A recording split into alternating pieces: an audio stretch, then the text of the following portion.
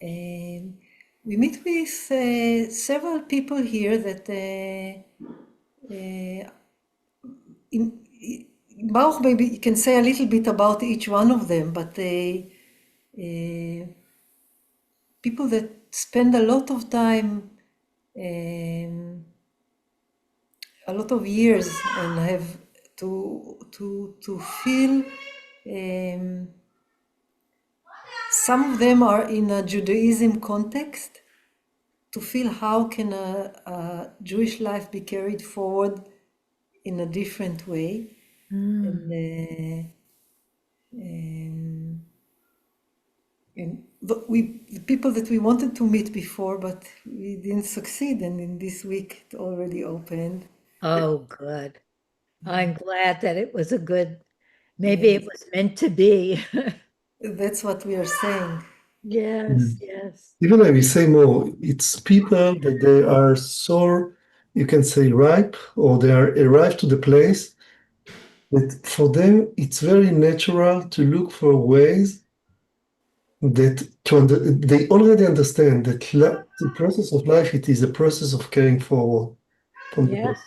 Yes. As it is, without connection to nothing. They understand that this is the process of life. Yes. And they look for ways to do it. Yes, yes, yes. When they pray, when they teach, when they speak with someone, I can say they are open, or even they are thirsty to know. I can say, usually Dana and I call it anonymous focusers. What is anonymous focusers? It means that you put it inside life, even without to say that it is focusing. Yes, yes, yes. And we saw that here, so many people. It's so natural when we sat, for example, yesterday with one rabbi in a coffee place in Manhattan, and when she asked, "What do you mean? What it means?" And immediately we invite her to speak about something that it was meaningful for her, and to close her eyes. And something like 10 minutes, we sit inside a cafe inside Manhattan, and she were totally immersed in something else. And it was and this is part of the thing, and why we feel so much that we have to widen the way that people think about focusing, not only in the formal way, through the steps, through the context. Yes, yes, yes. Right. Yeah. Yes, that you can get to that place in many different ways. Yeah. I had wanted to speak more about where we left off last time when Dana was talking about what the Kabbalah does for her in understanding Jean's work. But I wondered what the two of you had in mind. Maybe we could have some topics, and then we'll make sure that we cover them or touch on them.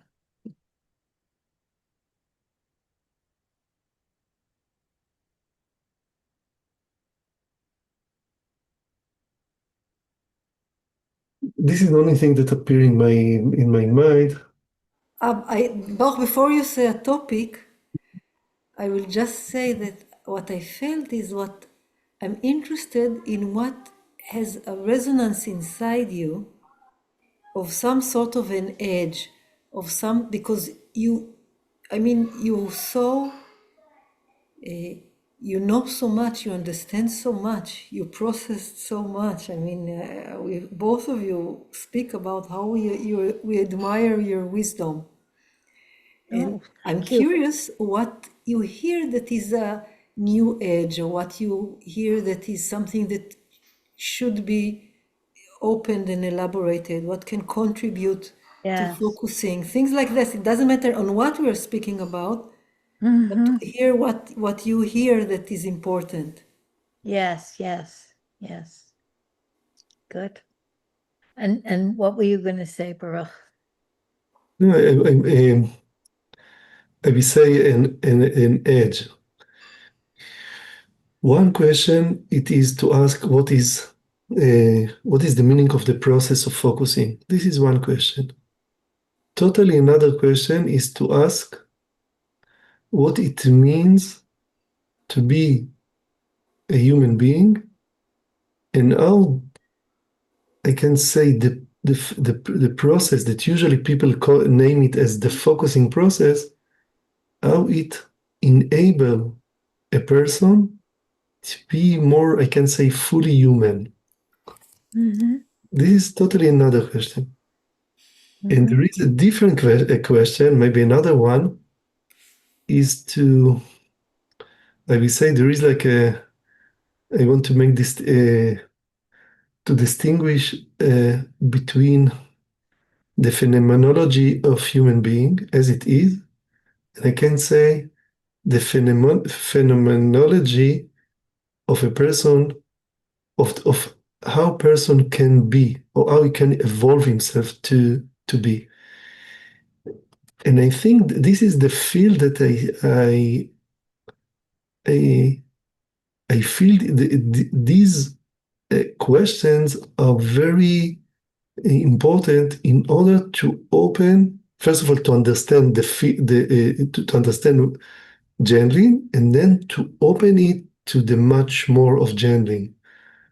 Because even Gendlin is much more. Yes, of course, yes.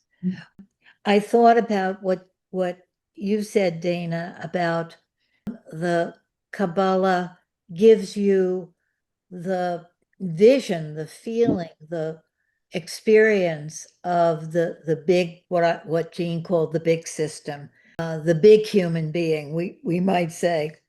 And that then when you have that, then you can read Gendlin from that perspective. Did I have that right? And I thought that that's very similar for me, because when I was a teenager, my father was converted by Billy Graham, an evangelist on the radio, and he brought me to church. And I was dealing with a terrible phobia, very frightened of death. And the church was this place that said, oh, you don't have to be afraid of death. There is something beyond death. And I fell in love with it. And I had a very close relationship with Jesus as that child. And I wanted to explore everything, and I wanted to know everything. And that when I went to college, I became disillusioned with the narrowness of that kind of religion. But it was in me already, that sense of this intimate relationship with what you would call the divine, with the big mystery. And I came back to the spirituality through Buddhism. I couldn't then do anything with Christianity. I was sort of divorced, a messy divorce. But then I came back to it through Buddhism that didn't have the narrowness. And then I have integrated that, the Christian tradition and Buddhism, and then Gendlin is all in the. So I read Gendlin or heard Gendlin in relation to this knowing of this intimacy with the big system. And so I was thinking that maybe many people who really get Gendlin had some framework for what he was getting at. And then maybe other people don't have that framework, and then don't get the largeness of of the message that Gendlin was giving. This is beautiful, and what you said, first of all, I think it's very interesting from what perspective you meet Gendlin. And I just will add, I'll just change just the last sentence, because the largeness of the message of Gendlin left me without breath. I felt the immense of it. That's why I just couldn't stop reading it and rereading it and trying to understand it. Yes. It's not exactly that. It's not the largeness of it that changed. But it's very difficult to articulate, because it's something like, it's very, since we spoke, I continue to think about it.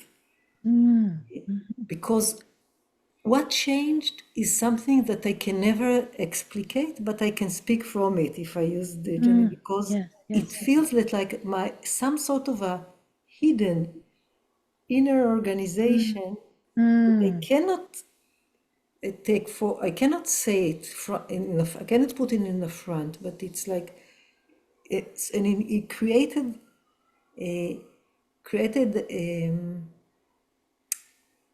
it's like there's I would say like you call it, sometimes you call it a glass ceiling that one doesn't know that exists. Yes. And it's very, very, very difficult to point at what the thing is, because it's so subtle and it's so, I would say, ingrained in so many contexts. But when it changes, the interaction with life is different. Yes. And through this I read Gendlin again, because it's not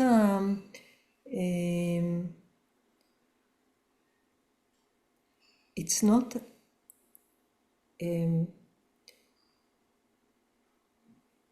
I won't say it's not now, I'll say the positive way, that like everyone, like a deep felt meaning that may not be written or explicated when you read Gendlin is now can be revealed to me. It's like I can read it with new eyes that can see levels that before that I couldn't sense, and they are not written. Yes. Because these things you cannot read, you cannot write those things. It's something you cannot write. But this is what I mean, that it's not connection to something bigger, although this is like a starting point to explain. And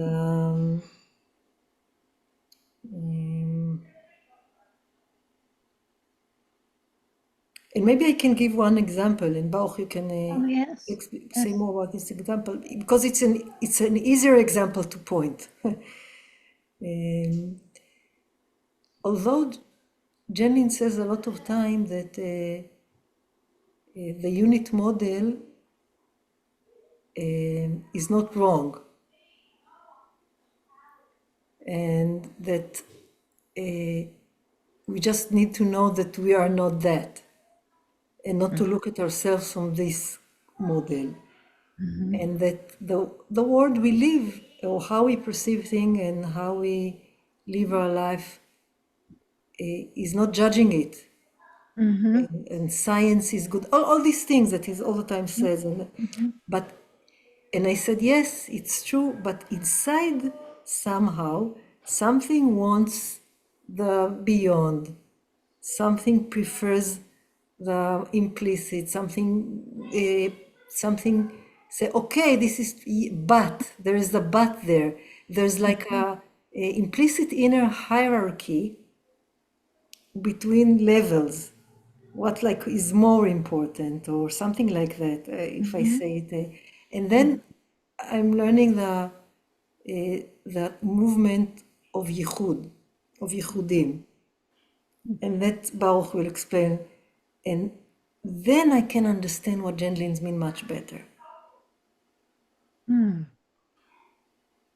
want to say something about that? Yes, maybe I will say something how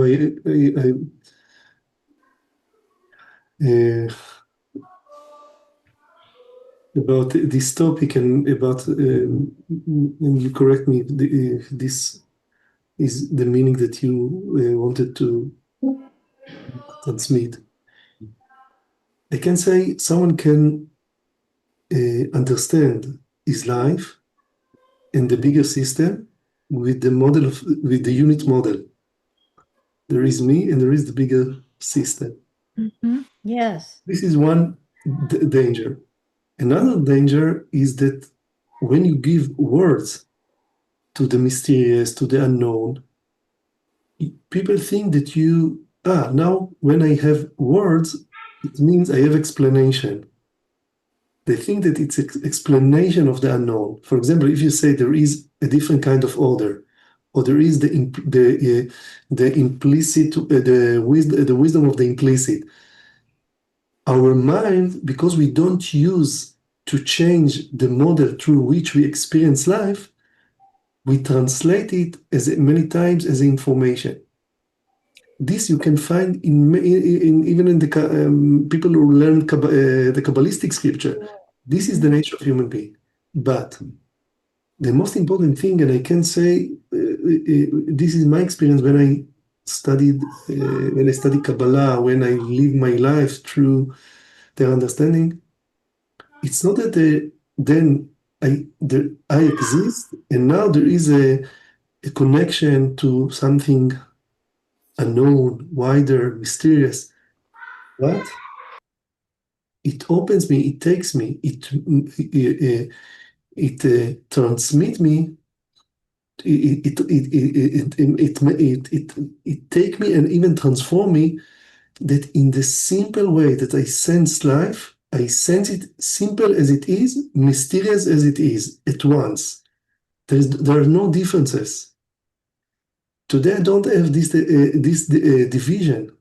It's not that I exist and I feel that there is much more.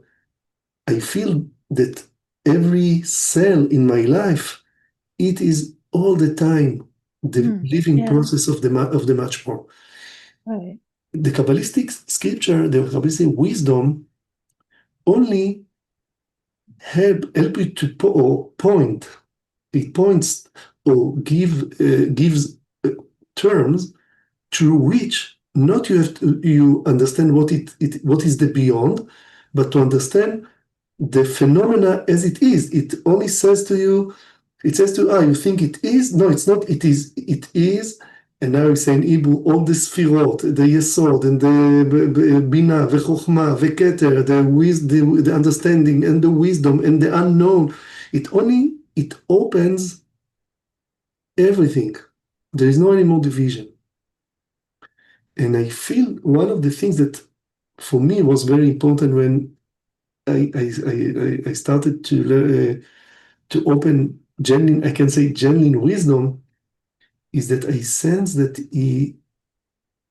in fact, he is doing the same phenomena. He tries not to open to the more, but to say that what you point to or you sense, it is already the more. Now, now you have to understand how to work with it. Your life become more mysterious, not less mysterious, because the steps. And in a way, I can say maybe Gendlin wanted that people will live their life in a normal life, but I think if he thought about it, if he thought like this, it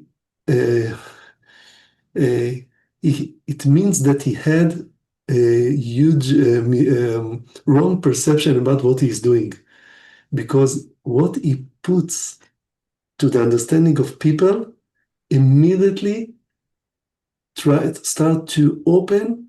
I'll just done the quotation that you cannot anymore to narrow yourself. You cannot anymore to make simplification of things. You cannot anymore to divide. Yes. And this is something so big. If we can imagine, Gendlin was part of the rabbinical tradition or the religion tradition, not without any connection to psychology and philosopher and the philosophy. It is something that really this is the way that the Kabbalistic people they open life. Yes.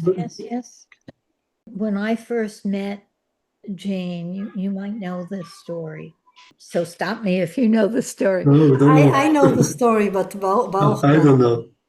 I was moving and I had all these boxes and in the middle of moving and I saw a flyer that Jean Gendlin was doing a workshop about experiential psychotherapy, and I was a young therapist who I just sounded very, very interesting. So I went, and within like a half hour, less, 20 minutes, I was completely, it was the same way that I felt when my father showed me the Bible when I was 11. It was like, oh, there's something. What Gene did is he was just listening to the different people in the room. And when he would listen to something very ordinary, like this is my first time, I don't know, any ordinary thing. And the way that he would listen it right into the deep, wide experience of it, just in how he would hear it and how he would look at the person and how he would be with the mystery of the person. It was transformed.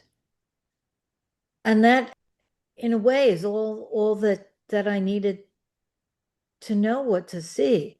That it was like this whole realm of being the big human is in the tiny little steps of opening to the mystery of the other and being able to say it in a way that honors the complexity of it.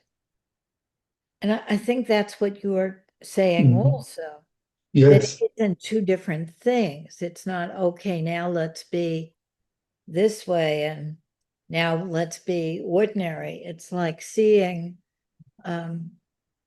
life in everything. And then of course we lose that, and then we have to have all different ways to come back to it. And people have all of their ways that are different from each other's ways to come back to that once they know it. Does that seem right to you, Dana? When Yes. And I feel that there's another edge here. yes. That that it's not just a mystery of the other person. This is, of course,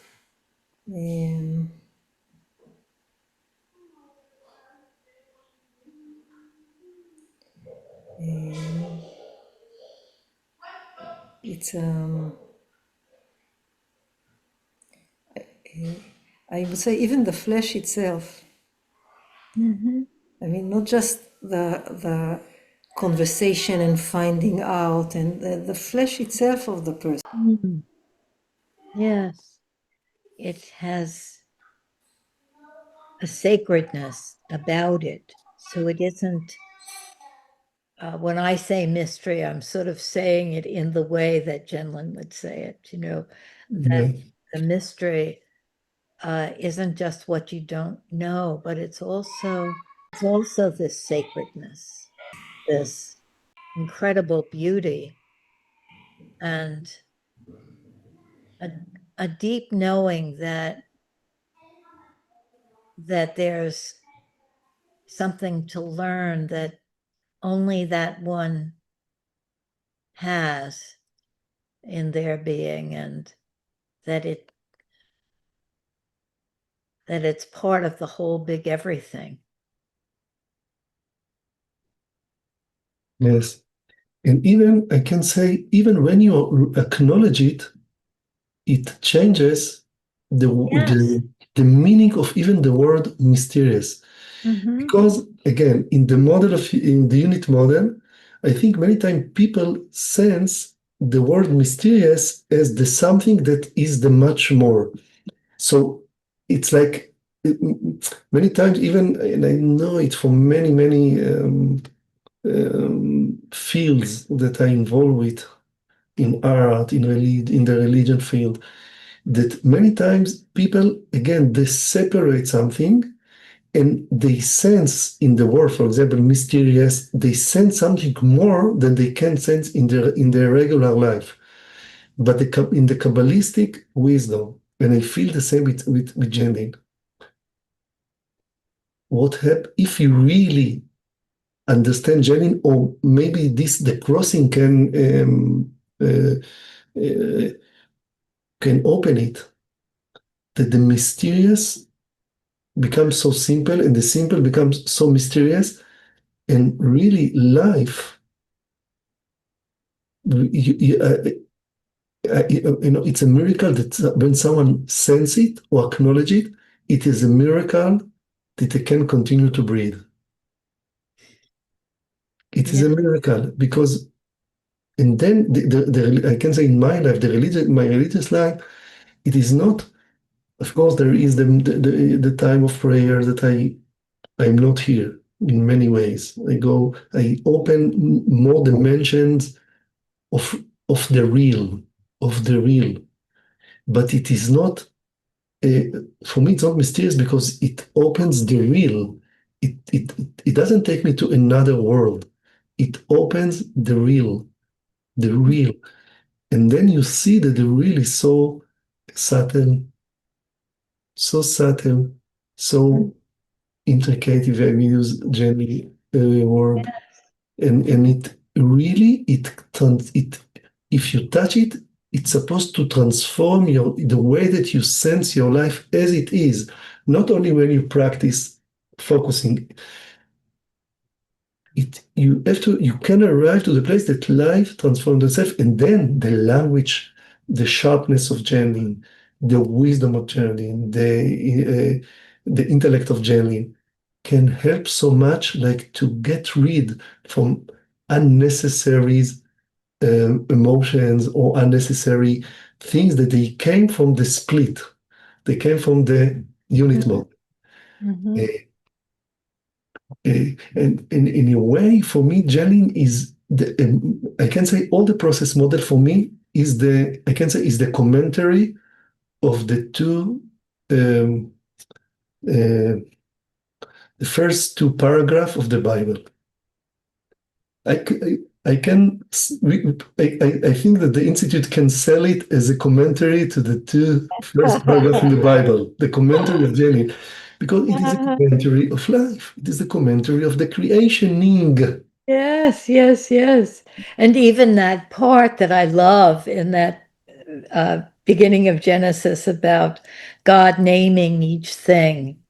And there's a wonderful way in which naming is creating, and creating is naming. And it's the immediacy of seeing the God creating the heavens and the earth in the micro moment of what someone is saying. And then you see when the naming of what's there brings this creation of another step. Yes. Yes. So I agree with you. There is a wonderful quotation from the Zohar about Genesis. that he says that in the name of the divine, that he asks us to be with him as a partner. The Zohar says, Imiata, the divine says to Adam, you are with me. What it means, and this is like it phrase it, like I create heaven and earth with doing and with words, you have to participate with me in the same way, through doing and through words. And words, of course, in the Zohar, it's part of the wisdom. It's part of the consciousness, part of the wisdom, part of the revelation. Okay? Yes, yes.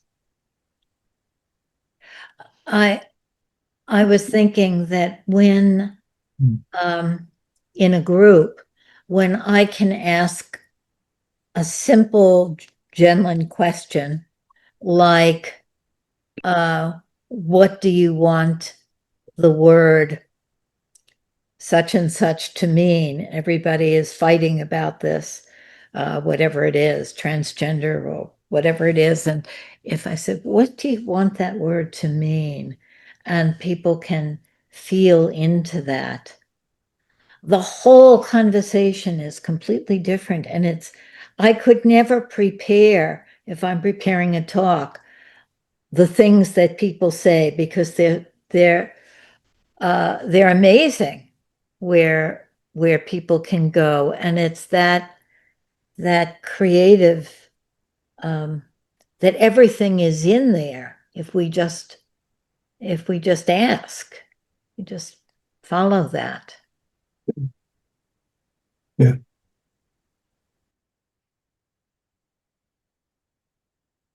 Then maybe you can share how we call now. We all the time, it's long time we are trying to find term through which we can share with people how we understand Gendlin, or what is how we understand the process, the focusing process. Yeah, we try now. Let's see what you think. Finding several words that, because focusing, of course, doesn't convey. No, it's a terrible word. So we thought something is because focusing is we thought a felt metaphysical process or embodied metaphysics, things like that, to try to cross the word metaphysics with felt or embodied.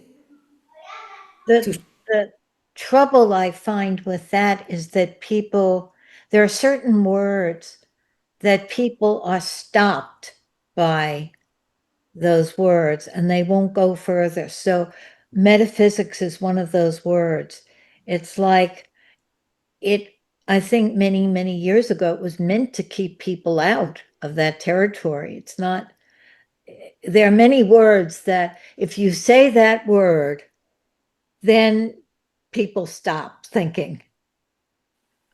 But that might just be in my culture. No. It's important to hear. That's why we ask you, because it's in English.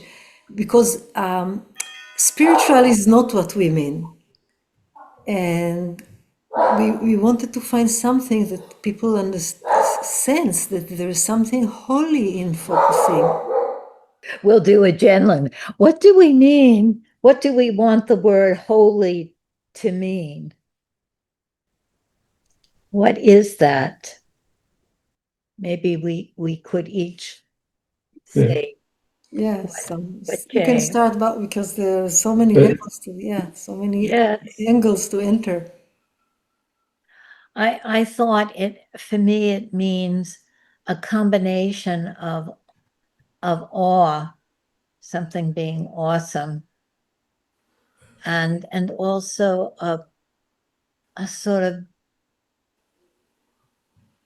treasuring or tenderness, or something more intimate than awe. Like you could be in awe I was in awe of the planes. I saw them dropping the bombs on the Twin Towers, but there was no tenderness. But if I see the stars, in the country, there's the awe and there's this tenderness of, oh. So I think that's what I would maybe mean, beginning of what I would mean by holy. Yes, a tender awe. Yes. Yes. Yes. For me, what came was what I was starting to spend time with is that it's something that you can never. There's one sentence of Gendlin that I love so much, that the explicit is never equation with the implicit. You can never you Yes. can never equate what you perceive, Yes. sense, say, or think Yes. with what all those things emerge from. Yes. And yet you're in this process that something emerges from the wondrous place, as you said. Sometimes Baruch called it the forgotten layer. And Wondrous is a good word. yes, but it is never an equation. You can No. never perceive it. You can never grasp it. You can never explicate it. I mean, Right. you can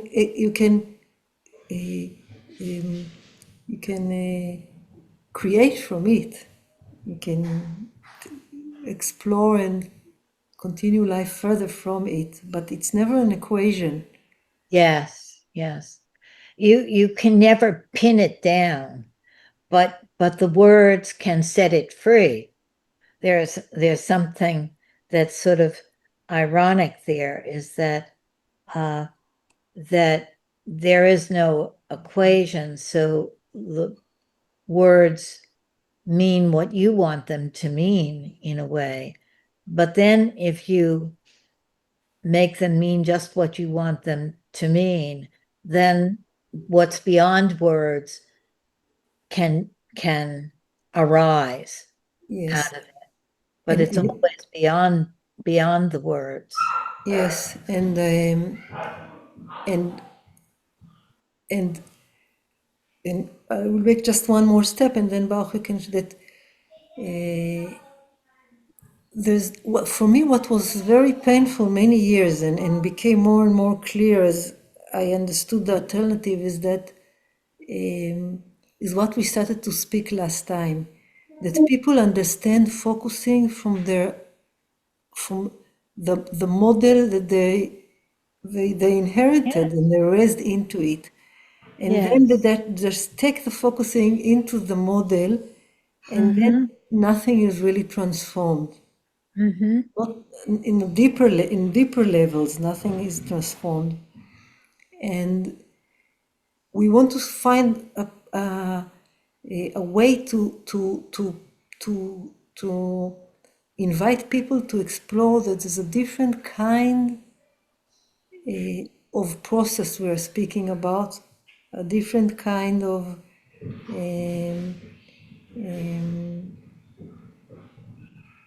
person, a different kind. It's like Yes, a that creature. the person is creating, is being created and creating Yes. moment. I think though that we can't, it isn't concepts that really can convey it. I think people have to see it, and you can show it. So many of the people in the Help the Helpers group, for example, would not be able to explain what focusing does, but they know it because they see it. They can point to it. Yes, but I think that because they want, and it's not my thought, I learned it from Gendlin. He said when we don't have we need an alternative model, not to be entrapped in the model the only model that we have, and we need new terms. If you wouldn't have new terms, people would feel differently, but they say focusing and collapse to the the way they perceive who they are and what Yeah. can they be. So new terms should like take out the regular perception and the public meaning and do something to startle the Yes. person that we are speaking about something that is not now a new fashionable Yes, technique. yes, yes, yes, yes, yes. I'm with you. I want to tell you a story that's very exciting to me. After I spoke to you last time, I got an email from a young woman in Vietnam who had come across Gendlin's book in a library when she was studying in Malaysia. And she didn't even read a whole page. She read a couple of paragraphs, and she said she immediately felt that it was home. And she searched to find who could teach her about this. And I asked her, well, what was it that you read, that gave you that strong feeling? And she said it was the term felt sense, just that term, that she recognized in the term, which I guess was in Malaysian, it wasn't in English. She recognized that experience, and immediately she felt this widening, deepening, and she studied with Jeffrey Morrison, and she's going to be in our group program in the fall. I think there are people all over that find something, but that for other people wouldn't do that. Reading that, it's so individual what will do it. Yes, I want to say something about the holiness, and then to relate to what you said now. Yes.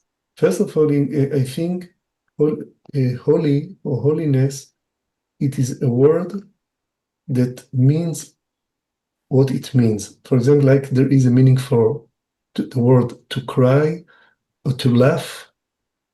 There is a word that it's a kind of, can say, even certain kind of acknowledgement or sensing that this is the word that the human being gave this phenomena. So it is like a word by itself. This is one thing. Second, there is a difference if you speak about holiness as a human being who sense himself as separated from the unknown, and there is totally another meaning. So usually it points to him toward something that he name it as holy. But it's a totally different phenomena if you are in the process of the unknown. When you are in this process, holiness is like the quality that you sense that this is because it is a phenomenon beyond the way that you can that you understand, or you processing life beyond the perspective of your biography, or the perspective of understanding, or the perspective of emotions.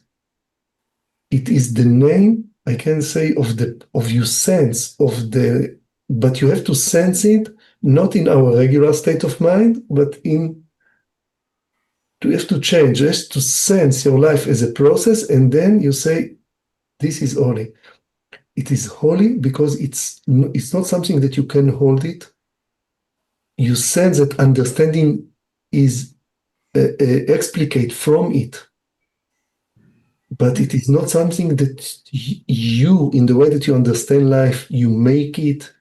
It is something, and this is why people, I can say, they created this unique word that holy. Holy, it means that you cannot narrow it to your perspective. It's not that it's holy. Like people, maybe many times people say it's holy. No, this is the regular state of mind. Holy, it's like a way that you can sense and you can live through it. Because Yes, it was like, I don't know what it, no, it's holy, and you can yeah, live it. You have this ability. We have the ability. yes. Yeah. And two When things, yeah, say it, please. no, you go ahead. And I want to say there are, I want to say something about the way of focusing, maybe Dana, that this is what you, like you said, we need like another understanding of this process of the focusing. I I think that I want to say the process of focusing, this is the way of the awakening consciousness that perceive, acknowledge life as it is, as a process that comes from the unknown to the known, from the pre-concept to concept. This is this is the process of creationing.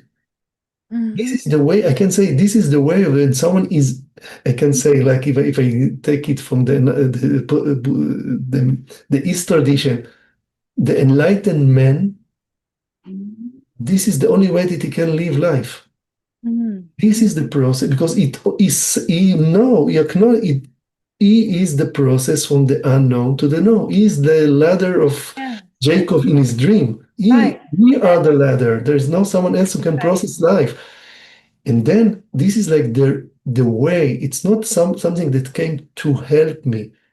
I exist, and there is a technique that can help me. This is what it means to exist, to be this process. This it means both to be, what is focusing. This is what it means to be in the regular way. It means to be human. In the Kabbalistic, it means this is the process of someone who evolve his life to become the image of the divine, because this is the creationing of the divine. It continues through what we call the human being. But to evolve, and this is something very interesting, if you want to evolve yourself and to acknowledge that your life, it is this process. You cannot live, it's not that you exist and now you're processing life. No, you are the process.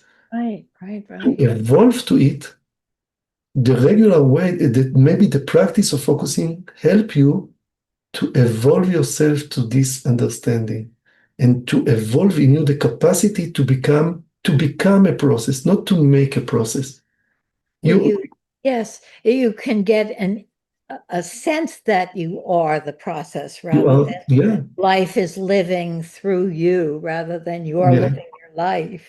yes. Yes, it's something that you open to maybe by surprise.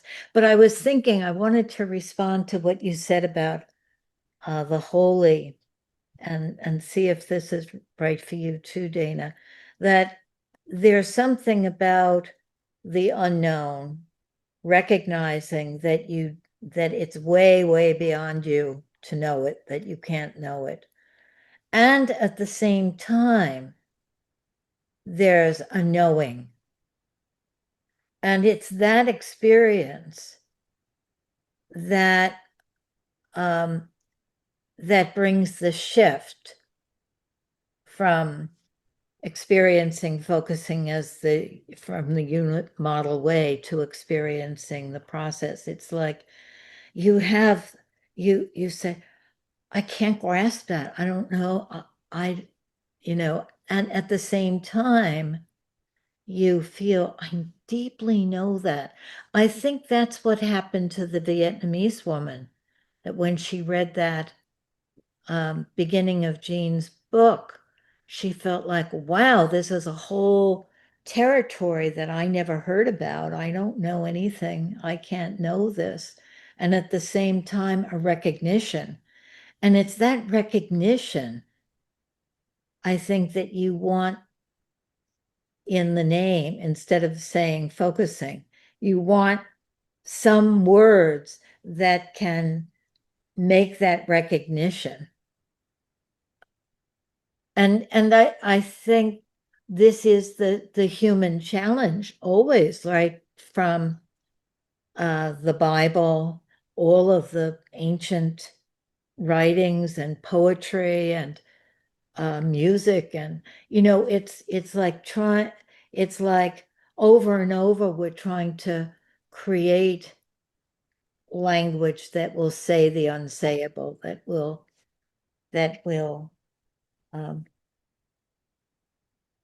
set us free somehow to even look around and see, what we're living, what it is.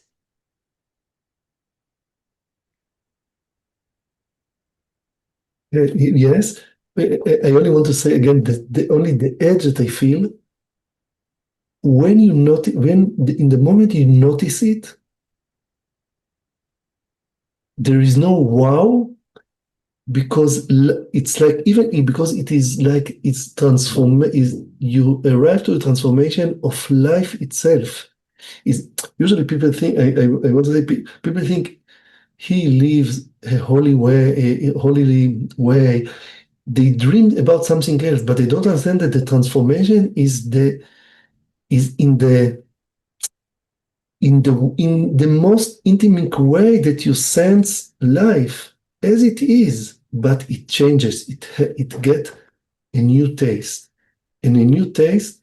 It is the taste that is beyond biography. It is beyond your dreams. It is beyond your needs. It is beyond everything that through them you construct your everyday life. And it has all that in it.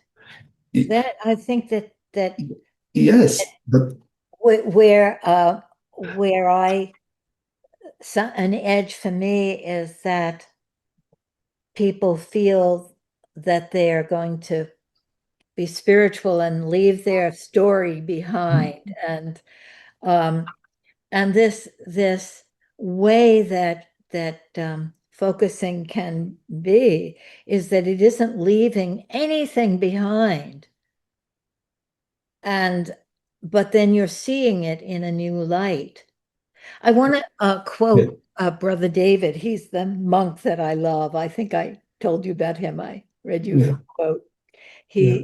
I found him by accident also at a concert when it was too cold, and I went into the bookstore and this book poked out at me. But anyway, he says that meaning isn't something that you find in the woods like blueberries and you bring it home and you make it blueberry preserve and you put it on the shelf.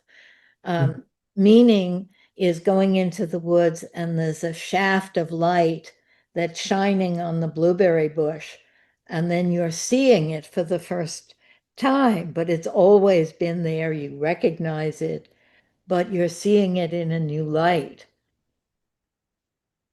And does Yes. that come close to what you're saying, Baruch? Yes. For example, now, like in the regular way, I can say, okay, now we have a conversation about Gendlin. We met you. I can taste it in through the format of the pattern of the regular way that people speak about life. We decided to meet with each other. Now we open the Zoom. Now we meet with each other. The question is what we perceive now, what we taste. I can say when I look at you, I I don't perceive your the way that you will describe yourself. I an interaction with I can, I don't, you are with the more that I can only sense humbleness. It's another taste, or I sense the possibility that something new will emerge, Yeah. from our conversation. It is Mhm. the taste of, or it's the frame through which now we meet. Yes. Yeah. I want to just come back to what you were saying, Dana, because you never got to explain you at the beginning when you were saying that when you study and I wasn't familiar with what you were talking about, that gives you a new lens for Gendlin. But I wanted to ask you what that was that you're studying. That was ייחודים. but I wanted you to say what it means because Yichudim is, in a way, is to see everything at once through as a multi-layered phenomenon. Multi-layered phenomena at once. It's a kind of, in the translation is unification. I see you, but I see Everything. everything. Yes. I see the wisdom, the wonder Yes. that it is the living process, that it's your life, and I see the unknown that it is your life. You see it at once, and you have to relate to everything.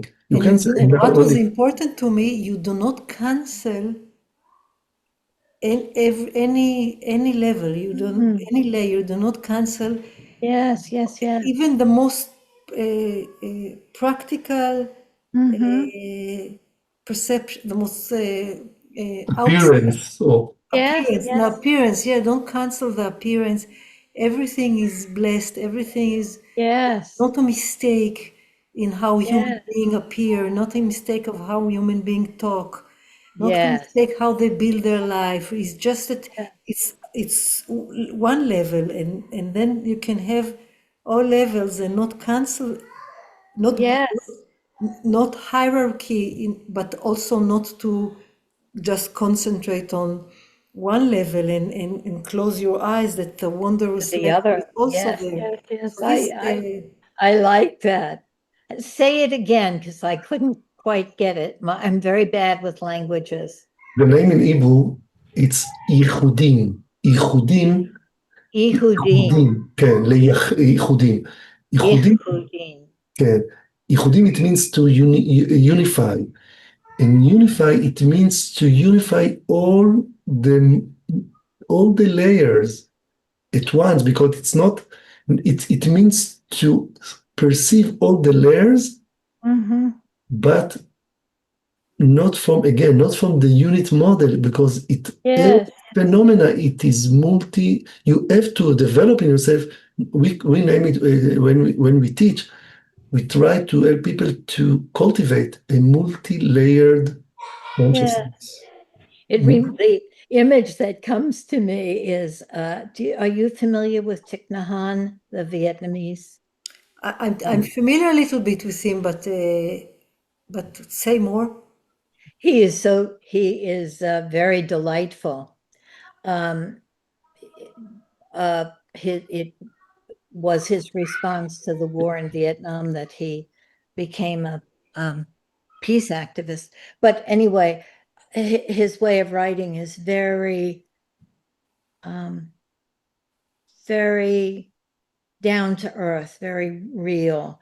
And he talks about when he takes a shower in the morning, he looks at his body and he sees all of his ancestors and he's feeling thankful for all of those ancestors. And I used to joke about that to myself, and I would take a shower and I would say, am I thinking about my ancestors, or getting the paint off my nails, but that reminded me of that feeling of all the layers at once. And the taking a shower has so many layers, and that to experience them all at the same time sounds to me like it has that Houdini. Yehudim, ייחודים, Yehudim. ייחודים.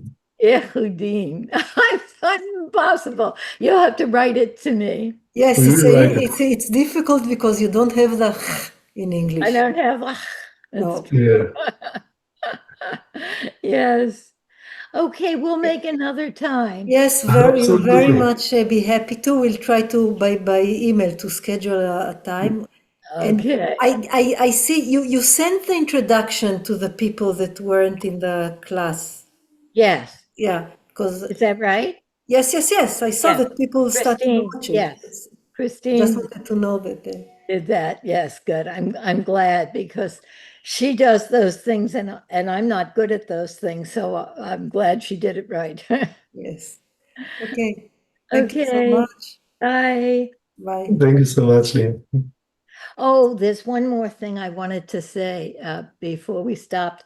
I had this thought in the shower this morning that I wanted to do a Help the Helpers topic about God, because it's such a word that brings so much both negative and and positive, but it's a word that has all of this in it, and I thought it would be wonderful to do a Help the Helpers, asking people, what do you want the word God to mean? What does it mean to you in the past, in this moment?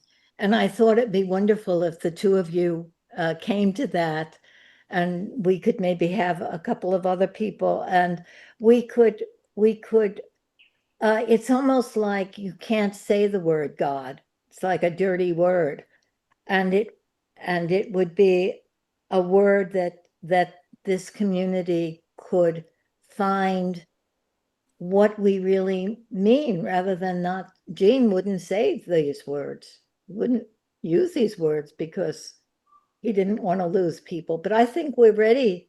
We could just see what everybody means. Absolutely.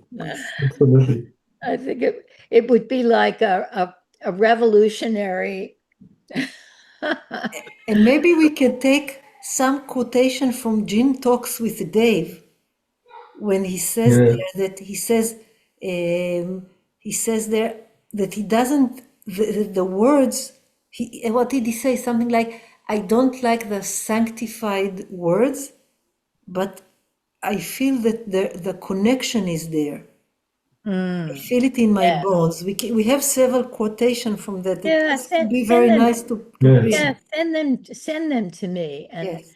maybe we could find a way to do that, and also maybe think about who else would you like to be there for that. Donata? Donata. Donata. Donata, oh I yeah, think Donata. I think Donata and the four of us can be something so meaningful. yes, So yes, meaningful yes, to everyone. yes, yes. That sounds good. Okay, bye-bye now. Bye bye. Bye, Thank you. bye. Thank you.